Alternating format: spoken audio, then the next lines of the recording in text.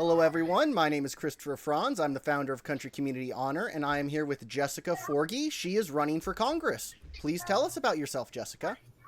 Hi, my name's Jessica. Right now, I am a part-time farmer, part-time homeschool mom.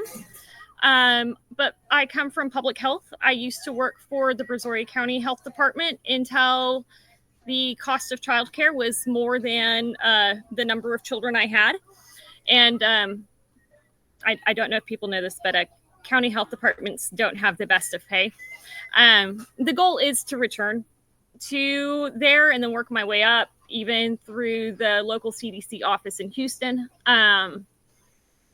So my background is in epidemiology, primarily the spread of foodborne, waterborne diseases. And I decided to run for Congress in part because I'm tired of the inaction of both parties and my local representative. When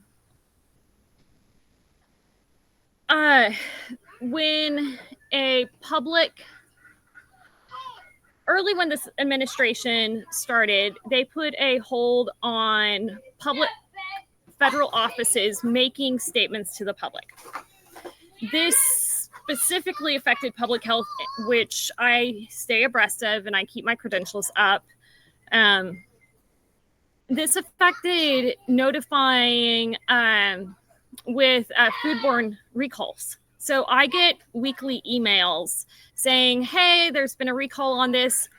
Hey, this has been detected in this plant, or most of them are honestly allergens undeclared. So products are pulled off the shelf for all kinds of reasons. Most of the time it's not serious for everybody, but it could be serious for some. So that's like allergen branding. Sometimes things don't get labeled correctly, or they find out afterwards, oh no, we had a cross-contamination. This lot has to get pulled. Well, suddenly those were gone. And then pages started disappearing off the CDC website. People weren't getting concerned that their food and water safety might be compromised. Historically, the CDC monitors, or the FDA specifically, monitors 8 enteric pathogens on a elevated basis. Those include Campylobacter, Shigella producing E. coli, Salmonella, Shigella, Vibriosis, which can be found in oysters, but is also just in seawater. It can be a flesh-eating bacteria in addition to enteric. So that's a complicated but fun one. Yersinia bacteria, which, yes, plague is part of Yersinia as a group, but that's Yersinia pestis. Most Yersinia bacteria are in your food. And so there were these 8 conditions that had extra manpower, extra funding to monitor to make sure that outbreaks weren't involved in them, that they were not in our food sources. Oh, and listeriosis. Now that's down to 2. We are monitoring Shigella toxin or Shiga toxin producing E. coli and Salmonella. That's very concerning. Listeriosis is a major pathogenic concern for immunocompromised individuals and especially pregnant women. A lot of I was a mom. I have 3 kids. During those pregnancies, there were things I'm not supposed to eat, not supposed to drink, not supposed to do. Because when you're pregnant, you're immunocompromised to protect the baby. So your immune system doesn't attack the babies. But that means that you're more at risk for certain pathogens. Listeria is one of those. And it's found semi-regularly in our food products. And if we aren't monitoring that to the same extent, that can have some very bad consequences. So my concern is also for my husband works in industrial plants. Right now he's in operations. He's worked a variety of positions in different plants over past 11 years. I am all for workplace safety because I want my husband to come home alive, healthy, in one piece. We also want to make, the product that we're making, and we want to make it in time, but we don't want to do it in a way that's going to imperil employees. Because at industrial plants, when things go wrong, things can go very wrong. NIOSH is under the CDC. It is the group that maintains, monitors, inspects, and certifies respirators. So I worked at an industrial plant before I got a public health job. I worked at a lab, and hydrogen sulfide was a potential harm.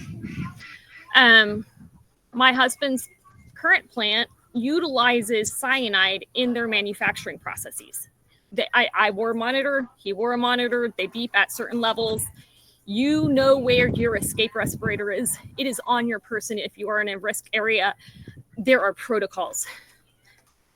My concern is that those respirators aren't inspected if there's an error in manufacturing, or if there's a bad actor who gets lazy and doesn't want to maintain the highest manufacturing processes in making respirators, or lies about their processes, and these things aren't tested and people wear them. That's someone's loved one. So public health is what I'm passionate about, is everyone staying healthy, living the best life you can. Live the life the way you want it, honestly. But come home healthy at the end of the day. And I want to work hard for that to be possible in the 14th District of Texas.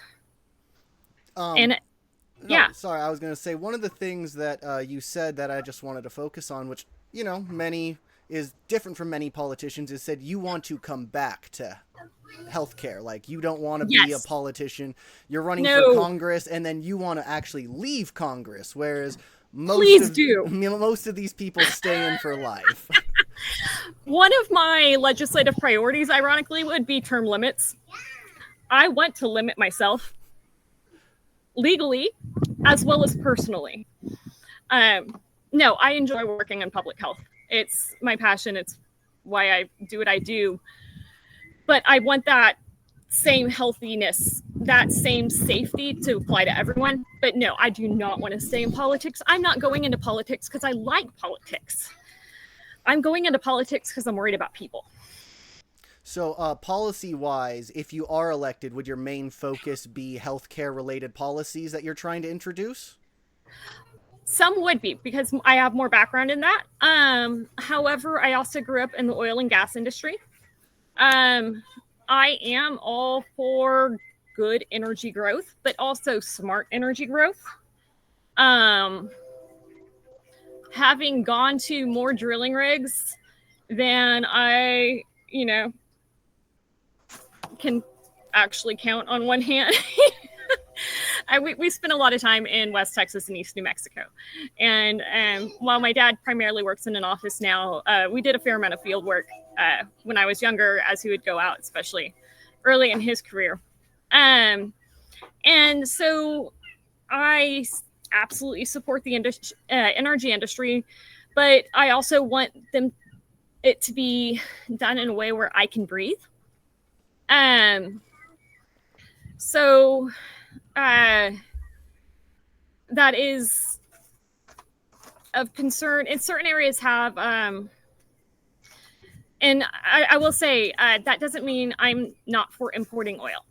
So oil industry kid, there's a couple different kinds of oil. Down in Texas, we produce light crude, but we also produce sour crude. So a lot of CO2, a lot of H2S. It's also fairly light molecular weight crude. A lot of the oil we import is oil we don't have in the United States for extraction, and that's the heavy crudes. That's what we import from Canada. So the reason we import it isn't because we're not drilling enough. It's because we don't have that available to us. Most of the light crude is actually made into liquid natural gas that we export. So we have an excess of it. Currently, the oil market's actually in a bit of a glut. We have more oil than we are selling on a daily basis. And this has been true for like 2 years. Like we've been drilling. And that's good. But I heard a lot of policy or people making statements regarding policy and our energy independence. And there's not a lot of understanding always about what we do have and what we don't have. I would prefer that new drills have access to natural gas pipelines earlier on in the process. So there is less need to flare natural gas or to just blow it off. Especially in areas with a lot of H2S in that natural gas. If you drive through West Texas on through like by Rankin, I drive that way if a hurricane's coming. My hurricane evacuation plan is my dad's because he doesn't live on the Gulf Coast. And so you drive through Rankin County and in the lower roads, so you have plateaus and you have these low-lying roads, and you will see signs, beware H2S gas, suffocation hazards, breathing hazards. You can lose consciousness if the concentration of H2S is too high, released from the natural gas. So containing that earlier on in the process is going to be needed for continued extraction in that area. And like I said, I'm not against closing down that extraction. I just want us to be smart about it. So, but what you're saying is the oil and gas industry is more than likely not going to support you, even if it's just this minute thing of, hey, can you stop dumping this hydrogen sulfide close to the ground? Like, well, and it's heavier than air, so that's the thing, is it sinks. So but it's a real concern living out there. It's a day-to-day, it's a day-to-day health hazard. So no, they're not going to like that. But yes, I will say that. But on the other hand, I'm not saying, oh, bad oil, shut it all down. I don't want people to think that. But yeah, be smart about it. Be healthy about it. So you mentioned before when I emailed you asking if you'd like to do this interview that you run a very non-traditional campaign. You're not going to basically have the support of the establishment and whatnot. How do you feel you're going to fare against your primary opponent, where last election he spent over close to $1 million? Yeah. He spends almost $1 million every election. I don't know. Probably not well. Currently, it is a lot of one-on-one talking. I'm holding town halls in different areas of the district on a regular basis for people to let me know what they want. What do they care about? Because I feel that a politician should represent all the people, all of their constituents, and do their best to support the entire district. Yes, Randy Weber runs about $1 million campaign every year, with very little opposition, honestly. But he also doesn't show up in district very often in person. He doesn't hold in-person town halls. He has held some telephone town halls, but only with significant pushback for him to do so when very unpopular policies are going on. I would say those are very soft town halls because you kind of get to pick and choose your question, people who are asking you questions. But there's enough people who are just tired of the establishment. They feel like he's a politician. He's going to say what he says just to, hobnob, rub noses, and stay in office. And does he care that 12% of the district is on Medicaid? That we are 86% rural, but he spends most of his time not paying attention to policies that affect the agriculture industry. And the agriculture industry in the 14th district runs from rice to crawdads. cattle. There's a lot of industrial plants, and a number of people work outside the district in plants, say in Greater Houston on the ship channel. And we do have a lot of, mostly the energy sector here isn't drilling, it's refining. So like liquid natural gas. And then when I worked for Dow Industrial, it was providing chemicals that would help scrub the sour chemicals from the gas streams. So we provided glycols, MDMA, MEA, and other proprietary chemicals to other refineries across the world. And we analyze them to help them in their processes. But he spends 98% of his energy only on the energy sector. And it's not that that's bad, that we have it, and I support our energy sector, but that's less than 10% of the community, honestly. And so there's a lot of people who just don't feel heard. But getting my voice out is hard because I'm also not running a very loud either national committee's agenda. I'm more Republican than not, but honestly, I'm also a good bit libertarian. And, you know, but you're not going to get a third party out here. That's what I was going to ask. Eleanor! Sorry. No worries. It's understandable. But what I was going to ask was why you are running as Republican. Because some of the things you say, they don't line up exactly with the Republican Party. So you could run as a libertarian, or you could even try to run as a Democrat if you wanted to. But why run as a Republican? I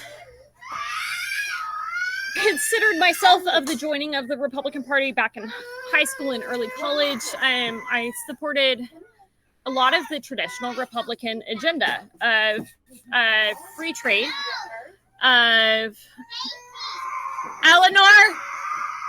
Okay, I'm sorry. My 5-year-old. You're okay. Take your time. Stole a object she found in the dirt from my 3-year-old and is now mad that she might give it up. It's children. Hey, and you know, the random object in the dirt is sometimes more interesting than all the other toys. My sister had a 1-year-old. He loves trash. Like, basically just hand him the trash and it's... Yeah. A good rock and an excellent stick. Beautiful. Mm-hmm. No, I still support more of the Republican agenda than I do other parties. Why not run third party or libertarian? Pragmatics. There's very little third party voting. There's very little will for third party voting. There's very little will to have a third party candidate in the district. So that's why. I believe Texas is closed primaries. So, like someone who's registered for the Democrat Party would not be able to even vote for you. So are you trying to get them to convince them to register as Republican so they would be able to vote for you in the upcoming primaries? So Texas primaries are complicated. You can change your party affiliation annually. Mm-hmm. And you don't have to do it by swearing to another party, by taking the oath of the party or whatnot. If it's been since the last election cycle, you can choose to vote in the other party's primary. So I am talking to Democrats who do not care to go to the Democratic conventions. Mm-hmm. Because if they vote in the Republican primary, they can't go to their party's events. And I don't want to keep people from their party events if they care about that. That's, you know, their thing. I am talking to a number of people who have voted Democratic, but haven't been involved in the party at a local, national level, who might be interested in a more moderate position. And yes, I am asking them to vote for me, as well as people who have voted for third parties in the past. Do you feel that with the people you've been talking to that you have more than enough support to challenge Randy. Because what was it last time? Last primary he ran unchallenged, but 69,000 people came out and voted for him. And then in 2022, about 65,000 people came out and he got about 89% of the vote. But at this point, if I'm going to say right now at this point, it's still fundraising. If I can get my voice out and heard, I think I can.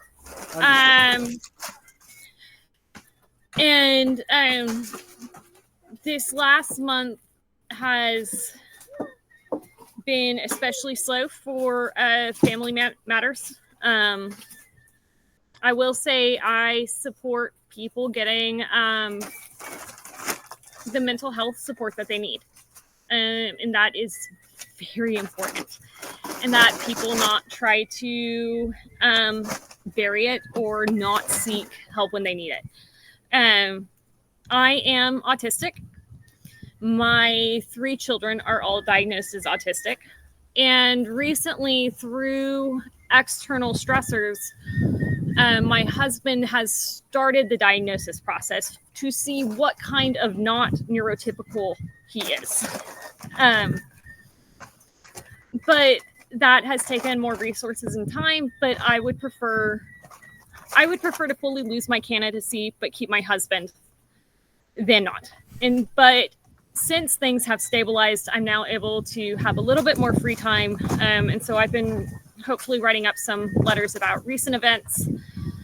And today on 9/11 Remembrance. But no, for the last month, most of the computer usage has been for getting things lined up so everyone can be the best that they can be in my household. You mentioned, taking care of your mental health and everything like that. I've worked on a congressional campaign in the past where I saw firsthand more or less the underhanded tactics they use to lie, slander, and smear their opponents. Are you going to be able to handle that, where if they're making up lies and smearing you on the daily?